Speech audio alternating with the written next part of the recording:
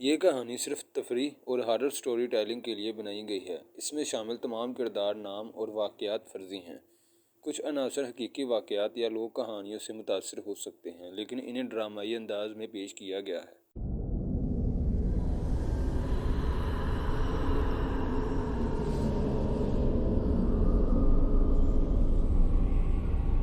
پہاڑوں کے درمیان ایک ایسی سرنگ موجود ہے جہاں داخل ہونے والے ہر شخص کی کہانی ایک جیسی نہیں رہتی۔ کچھ لوگ وہاں سے گزر جاتے ہیں، کچھ واپس آتے ہیں مگر بدل چکے ہوتے ہیں، اور کچھ کبھی واپس نہیں آتے۔ یہ ہے ٹنل نمبر 33، ایک ایسی سرنگ جس کے بارے میں کہا جاتا ہے کہ اس میں صرف ریل گاڑی نہیں گزرتی، بلکہ ماضی، پچھتاوا اور ایک بے چین روح بھی سفر کرتی ہے۔ احمد کا سفر، یہ واقعہ ایک عام مسافر احمد کے ساتھ پیش آیا۔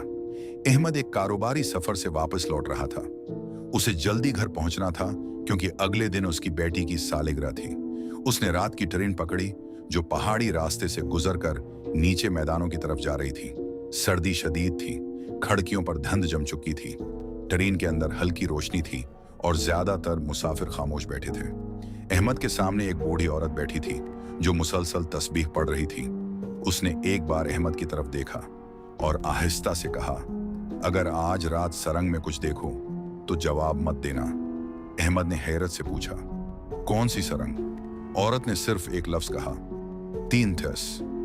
پہلا خوف رات تقریباً 11:47 ہو چکی تھی۔ ٹرین کی رفتار اچانک کم ہو گئی، پھر ایک جھٹکے سے رکھی۔ تمام مسافر چونک گئے۔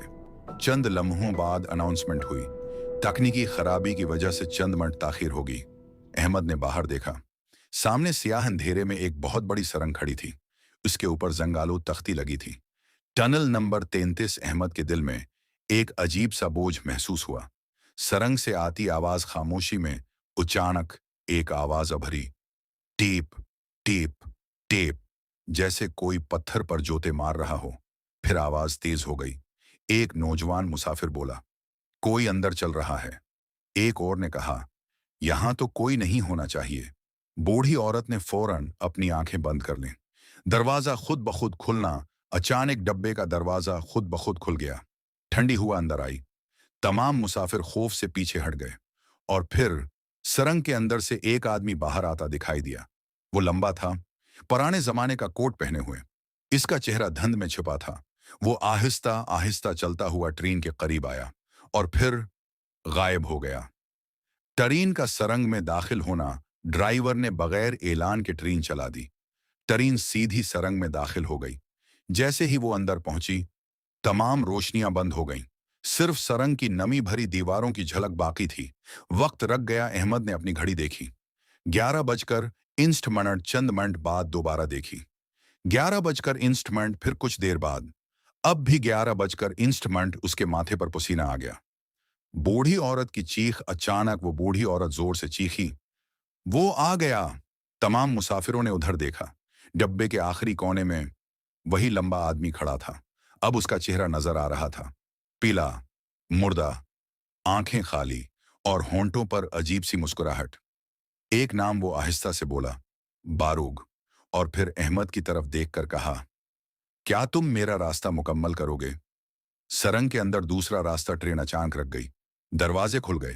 باہر سرنگ نہیں تھی، بلکہ ایک پرانا پلیٹ فارم، زنگ آلود لالٹینیں، خالی بنچ اور دھند۔ بورڈ پر لکھا تھا، باروگ 1903۔ احمد سمجھ گیا، وہ ماضی میں آ چکے ہیں۔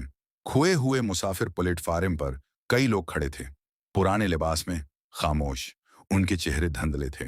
ایک شخص احمد کے قریب آیا اور سرگوشی کی، ہم سب یہاں پھنس گئے تھے۔ سرنگ کا راز احمد کو ایک پرانی ڈائری دی گئی۔ اس میں لکھا تھا، غلطی میری تھی، مگر سزا بہت بڑی ملی۔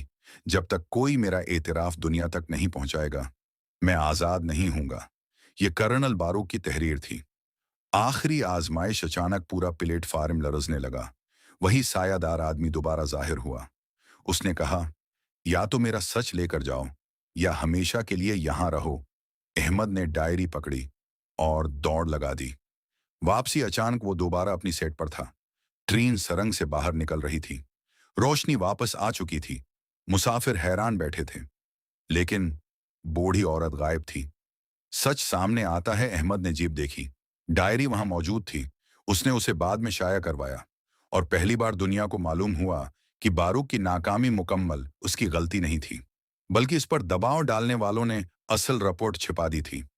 आखिरी मोड़ कई साल बाद अहमद दोबारा उस सरंग के करीब गया। उसने तख्ती पर हाथ रखा और सरगोशी की, मैंने तुम्हारा सच पहुंचा दिया।